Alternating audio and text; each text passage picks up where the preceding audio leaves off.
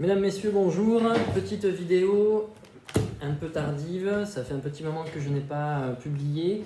Je vais essayer d'en faire davantage là pour l'été pour vous permettre de travailler un peu plus.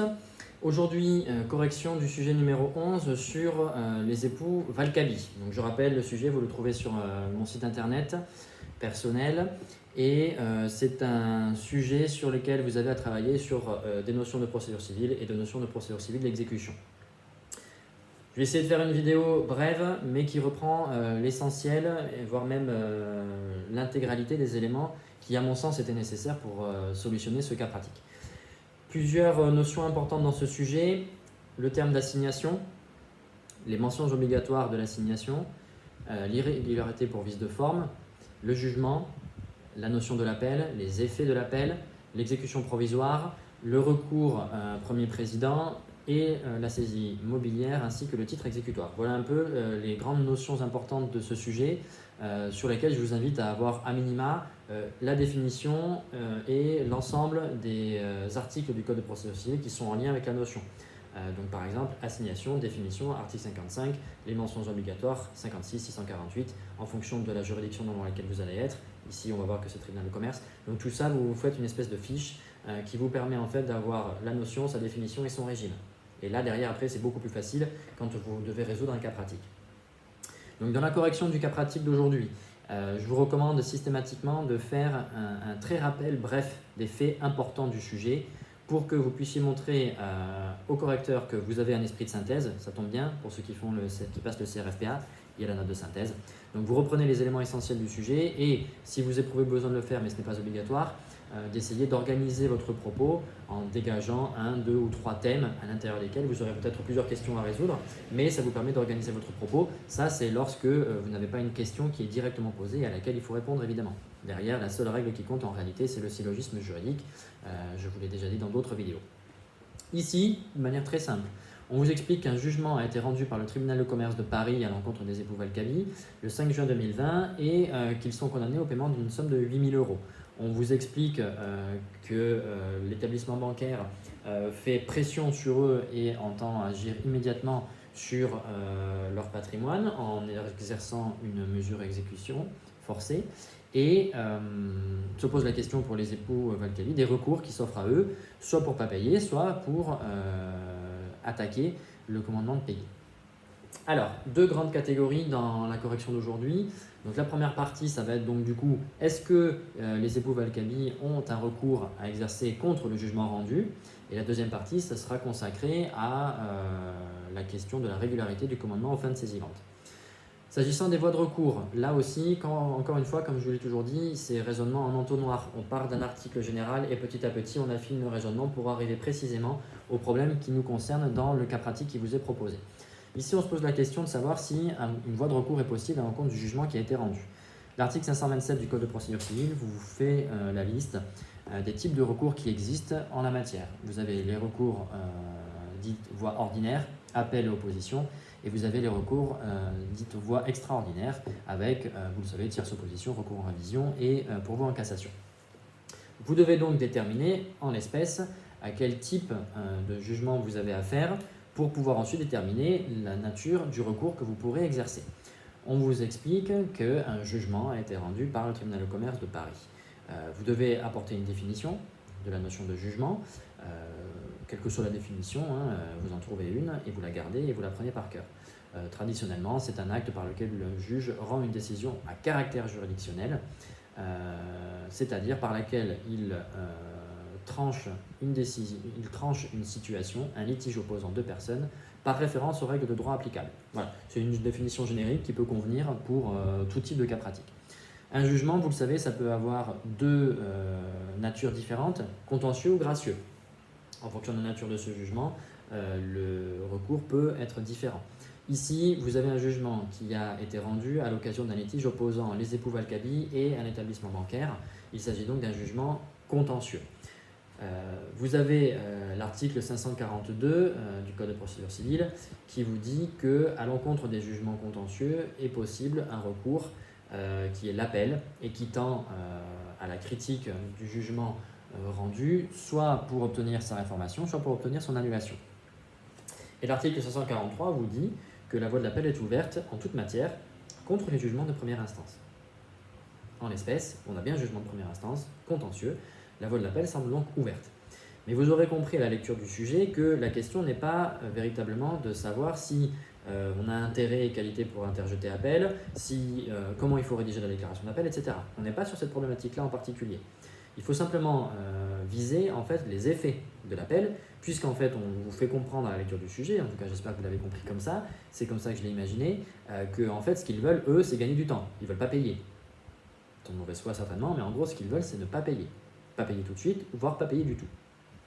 Donc la question qui se pose, c'est qu'est-ce que je fais à l'encontre de ce jugement? Est-ce que je peux exercer un recours? Je peux faire appel. L'avantage de l'appel, c'est quoi? Article 539 du Code de procédure civile, c'est que ça a un effet suspensif. Ça suspend l'exécution du jugement. Donc, sous réserve, là vous mettez juste une phrase générique qui montre au correcteur que vous connaissez ces conditions-là, mais on ne va pas les étudier en détail parce que ce n'est pas sur ça que pose le cas pratique, que pose question le cas pratique, mais sous réserve que les conditions de recevabilité et de régularité de l'appel soient réunies, les époux Valcabi peuvent tout à fait faire appel de la décision qui a été rendue par le tribunal de commerce de Paris. Sauf que, vous le savez si vous avez commencé à travailler la matière, il y a le décret du 11 décembre 2019 qui porte application de la loi du 23 mars 2019 sur la réforme de la procédure civile, en son article 3, qui a créé une nouvelle situation, assez dérangeante au demeurant en pratique, c'est que maintenant, contrairement à avant, les décisions de première instance ont de droit un caractère exécutoire. L'exécution provisoire est attachée à toute décision de justice de première instance, civile et commerciale. Ça veut dire quoi? Ça veut dire que, nonobstant appel avec l'effet suspensif, le jugement de première instance devra être exécuté. Donc la notion d'exécution provisoire, vous devez vraiment la maîtriser, la définir et savoir où elle est située dans le code, parce que, vous allez le voir, c'est précisément l'objet du cas pratique d'aujourd'hui, ça obéit à un régime très spécifique. Donc les dispositions de la nouveauté de l'article 3 du décret du 11 décembre 2019, elles ont été codifiées au nouvel article 514 du Code de procédure civile, et qui dispose que les décisions de première instance sont de droit exécutoire à titre provisoire, à moins que la loi ou la décision rendue n'en dispose autrement. Donc on a le principe, les décisions de première instance sont exécutoires par provision, exception, la loi ou la décision peut en disposer autrement. N'oubliez pas que ça, c'est applicable à compter du 1er janvier 2020. Ça ne veut pas dire que pour les instances en cours, passé le 1er janvier 2020, ça s'applique. C'est uniquement pour les instances introduites à compter du 1er janvier. Ici, c'est bien le cas puisque tout se déroule en 2020. Donc, ce qu'il faut comprendre et ce qu'il faut dire en l'espèce, c'est que, a priori, l'article 514.1 du Code de procédure civile précise que le juge peut écarter l'exécution provisoire en le motivant dans sa décision, mais rien n'est dit là-dessus. Donc on doit partir du principe que la décision du tribunal du commerce de Paris est exécutoire par provision. Elle est exécutoire de droit. Donc si je fais appel, je ne peux pas conseiller aux époux Valcabi de faire appel pour la simple et bonne raison que l'effet suspensif attaché à l'exercice de cette voie de recours sera totalement inopérant. Donc qu'est-ce que je fais? Est-ce qu'il est possible d'obtenir l'arrêt de l'exécution provisoire de droit? Bien sûr. Bien sûr, ça a toujours existé, mais comme il y a eu des réformes, il y a eu une recodification. Donc ça, c'est très important. Ce cas pratique aujourd'hui, ça vous permet de vous réactualiser sur un thème qui n'est pas forcément facile à maîtriser, c'est l'exécution provisoire. Donc vous avez l'article 514.3, alinéa 1er du Code de procédure civile, qui vous explique que dans cette hypothèse-là, vous pouvez saisir le premier président de la Cour d'appel pour obtenir l'arrêt de l'exécution provisoire, mais plusieurs conditions doivent être remplies. La première, c'est qu'il doit exister un moyen sérieux d'annulation ou de réformation de la décision de première instance, et une condition cumulative, et que l'exécution provisoire risque d'entraîner des conséquences manifestement excessives à l'égard de la personne qui a été condamnée. Vous devez donc, au regard du sujet, vérifier que toutes les conditions sont remplies ou pas, pour pouvoir conseiller d'exercer ce recours à monsieur et madame Valcabi. Ici, on vous explique, du coup, dans les conditions qui doivent être remplies, que la partie, pour se prévaloir de ce recours devant le premier président et obtenir l'arrêt de l'exécution provisoire, doit avoir comparu en première instance et elle doit avoir fait valoir des observations sur l'exécution provisoire en première instance. Ça, ce sont deux premières conditions à vérifier. Les époux Valcabi ont-ils comparu? Oui. Est-ce qu'ils ont fait valoir des observations? Manifestement oui, ils se sont défendus. Sur l'exécution provisoire, c'est moins clair. C'est moins clair. À mon sens, pour la bonne tenue du cas pratique, il convenait de considérer que oui, pour étudier les autres conditions. Mais il n'empêche que si à ce stade-là, vous avez estimé que le sujet ne disant rien, il fallait estimer que la condition tenant aux observations sur l'exécution provisoire n'ayant pas été remplie, il ne pourra pas saisir le premier président. Ils ne pourront pas saisir le premier président. En tout cas, moi je vais partir du principe qu'ils ont comparu, ils ont fait valoir leurs observations.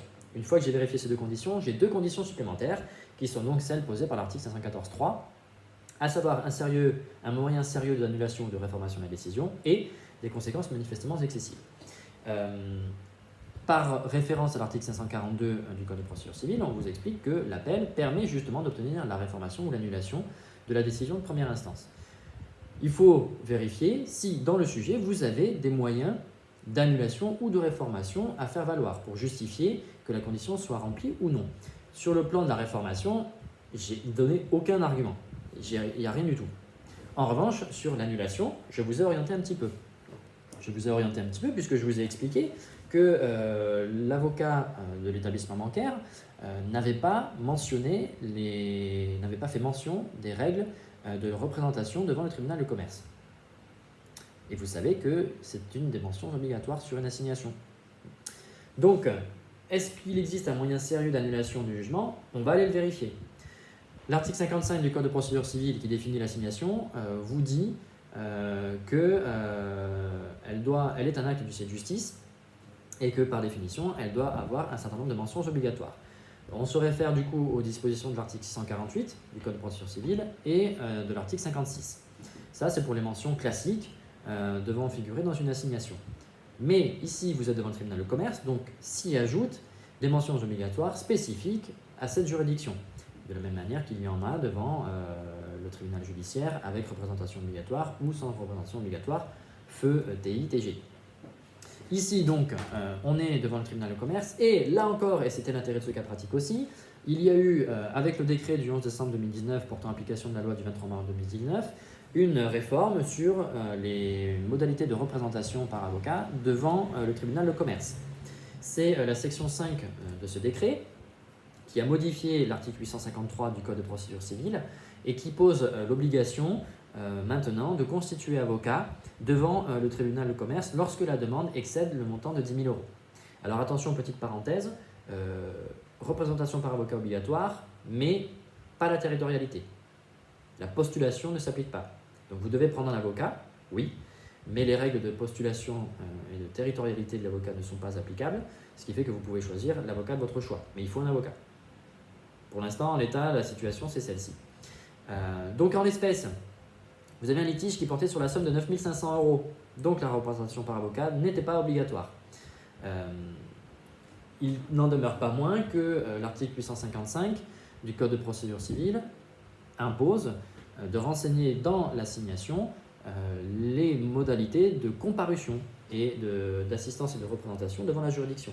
Et l'article 855 vous dit que le défendeur peut ou doit se faire assister ou représenter s'il y a lieu le nom du représentant du demandeur ainsi que lorsqu'il contient une demande de paiement, les dispositions de l'article 861.2.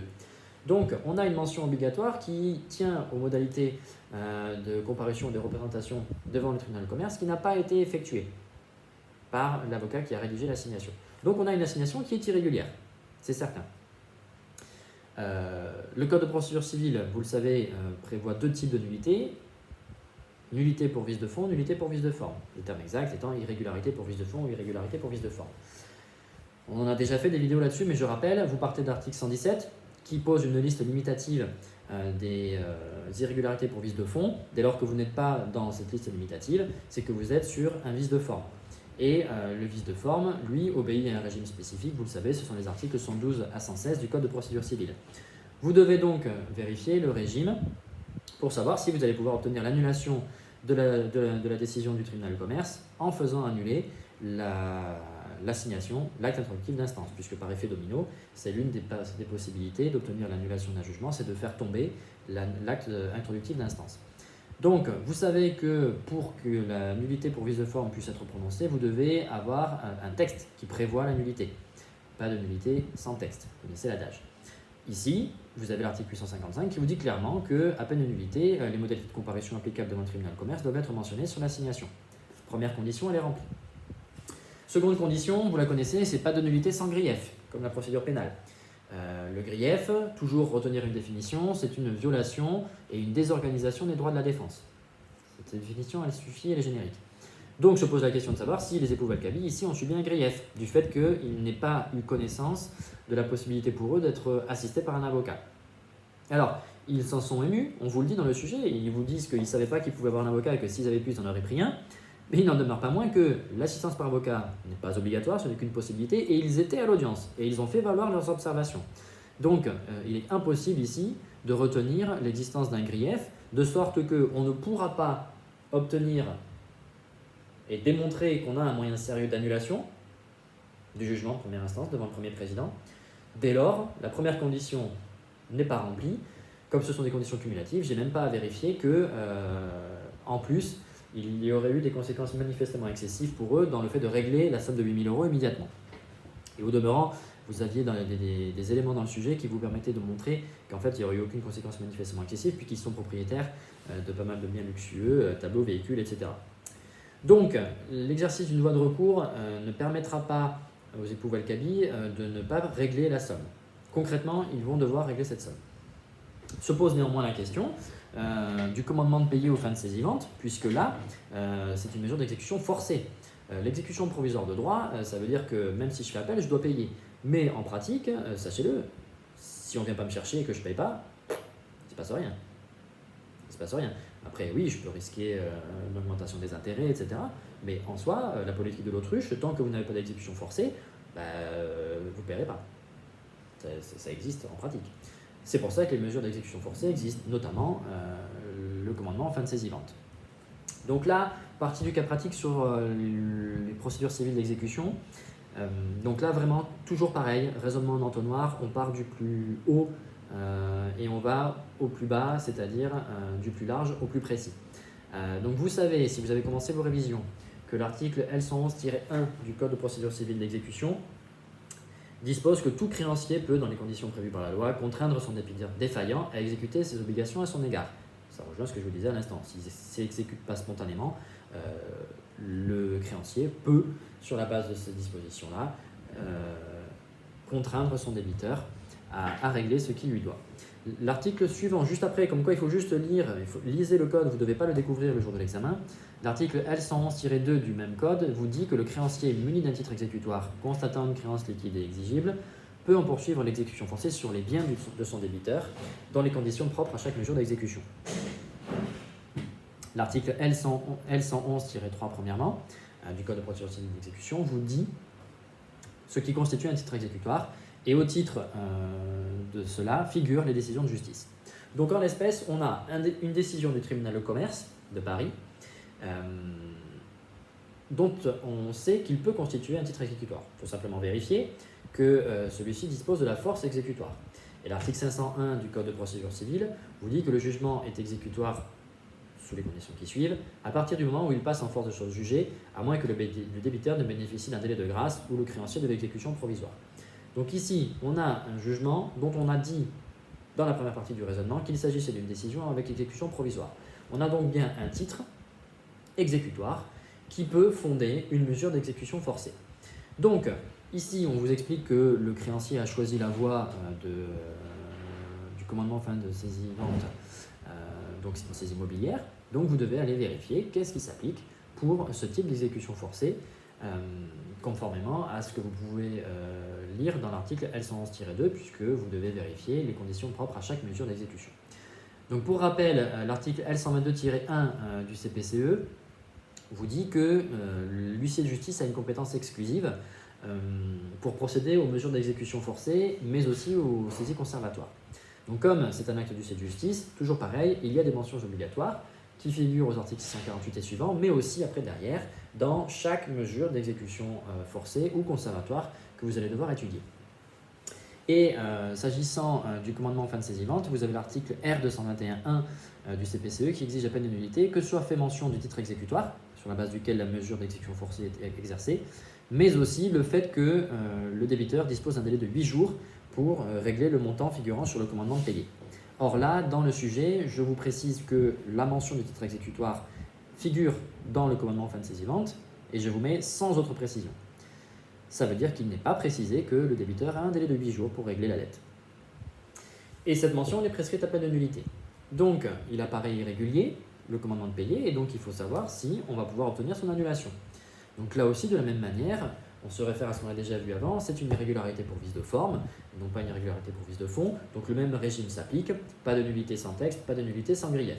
Donc là, on est un peu dans l'expectative entre guillemets, puisque aujourd'hui, le délai de 8 jours, si vous faites le cas pratique aujourd'hui et vous prenez la connaissance de cette vidéo aujourd'hui, si on prend les dates, le délai de 8 jours, il est largement dépassé.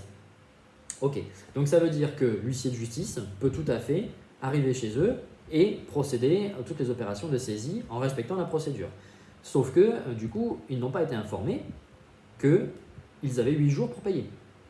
Donc, dès lors que l'huissier débarquerait chez eux, monsieur et madame Valkabi pourraient tout à fait s'émouvoir de cette situation et contester le commandement en fin de saisie-vente. Petit aparté, je vous précise dans le sujet que un bien de valeur est entreposé chez un tiers. L'article R221.9 du CPCE vous précise bien que dans ces cas-là, l'huissier peut très bien saisir un bien qui appartiendrait au débiteur mais qui serait détenu par un tiers. Donc ça, c'était vraiment pour vous attirer l'attention dessus, c'est tout à fait possible. Donc la question est de savoir, mais comment font-ils pour contester la mesure d'exécution forcée qui est diligentée par l'établissement bancaire via l'huissier de justice. L'article L213.6, alinéa 1er du COJ, du Code de l'organisation judiciaire, vous dit que le juge de l'exécution est exclusivement compétent pour connaître des difficultés relatives au titre exécutoire et des contestations qui s'élèvent à l'occasion de l'exécution forcée. On est pile poil dedans. L'article L121.2 du CPCE vous dit que le juge de l'exécution a le pouvoir d'ordonner la mainlevée de toute mesure inutile ou abusive et de condamner le créancier à des dommages et intérêts. On comprend donc que les époux Valkabi vont devoir saisir le juge de l'exécution près le tribunal de Paris pour obtenir la nullité du commandement de payer aux fins de saisie-vente. Et pour cela, ils vont devoir le saisir par voie d'assignation avec les mentions obligatoires figurant à l'article R121-11 du Code de procédure civile de l'exécution. Faites très attention puisque en matière de procédure civile d'exécution, les mentions obligatoires sont très importantes. C'est très facile d'obtenir la nullité des actes et donc du coup par effet domino de tout ce qui suit, notamment en matière de saisie immobilière. C'est très piégeux.